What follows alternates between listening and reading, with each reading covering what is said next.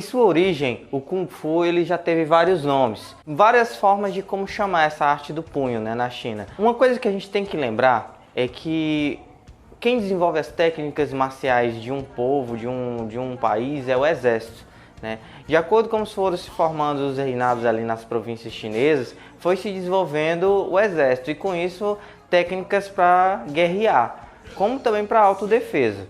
Os primeiros indícios de Kung Fu são datados muito antes de Cristo devido a pinturas rupestres encontradas de soldados em posições, né, utilizando armas, muito antes mesmo do templo Shaolin. Muitos acreditam na lenda de Bodhidharma, que Bodhidharma foi que levou as técnicas de Kung Fu para o templo Shaolin.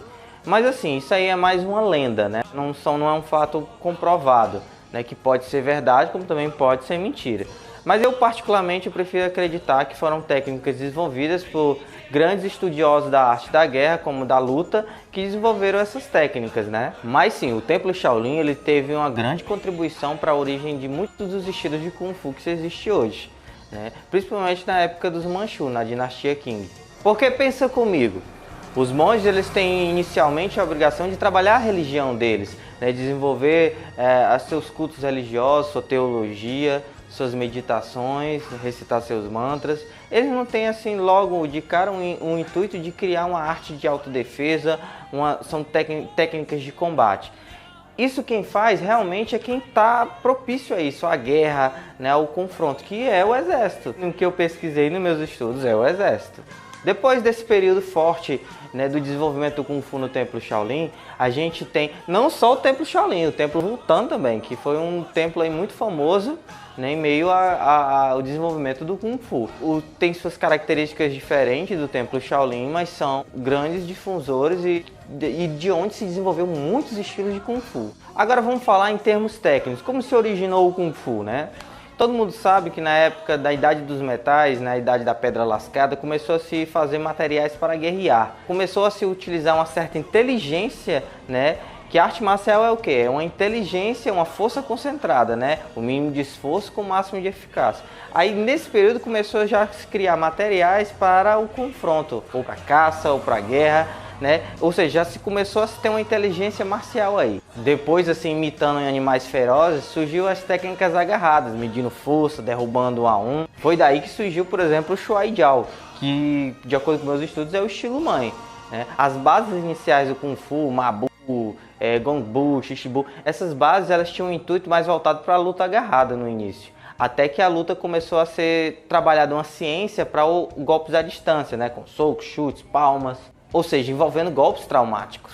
O Taolu, o Kati, ou seja, as formas, o caminho, né? Eles surgiram para quê? Como? Qual é o seu intuito na sua criação? Bem, de acordo com meus estudos, gente, primeiramente o Taolu ele é um arquivo vivo. É como se fosse um pendrive que fosse passando de mestre para discípulo, né? É da onde se tira as técnicas de combate, certos treinamentos físicos, tudo está ali armazenado na forma. À toa que tem um ditado muito antigo, que nunca se mexe na forma, né? Somente na aplicação. Uma outra tese que também acredito, que faz parte da origem das formas, é que se você ler até na Arte da Guerra de Sun Tzu, tem uma parte lá que tem assim, o taoísmo e a arte da guerra, que ele diz assim, que em combate os movimentos têm que ser ocultos e insondáveis, para que não haja preparação do inimigo.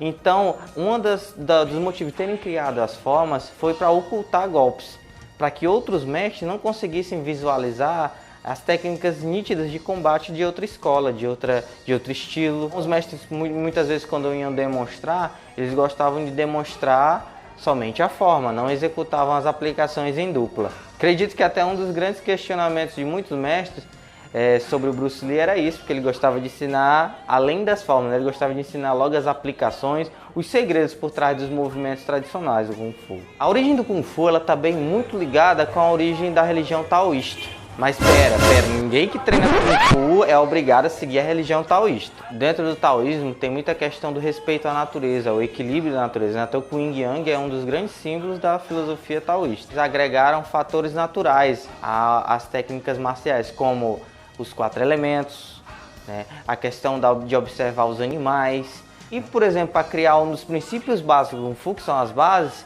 a biomecânica humana, a forma de como a gente se locomove no nosso dia a dia, no nosso trabalho.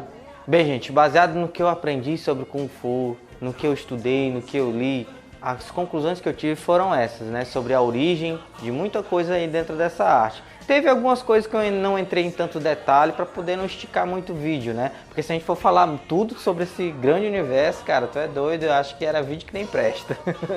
Tá bom? Então, que like, guerreiro. Espero que vocês tenham gostado.